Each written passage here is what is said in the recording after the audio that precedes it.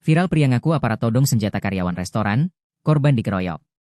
Seorang pria bernama Aldi, 26, menjadi korban pengeroyokan oleh orang tak dikenal, OTK, di Jalan Tebet Barat 9, Tebet, Jakarta Selatan, pada Minggu, 9 November 2025, malam. Tampak satu sepeda motor tergeletak di tepi jalan, diapit dua sepeda motor lain yang ditunggangi sejumlah pria.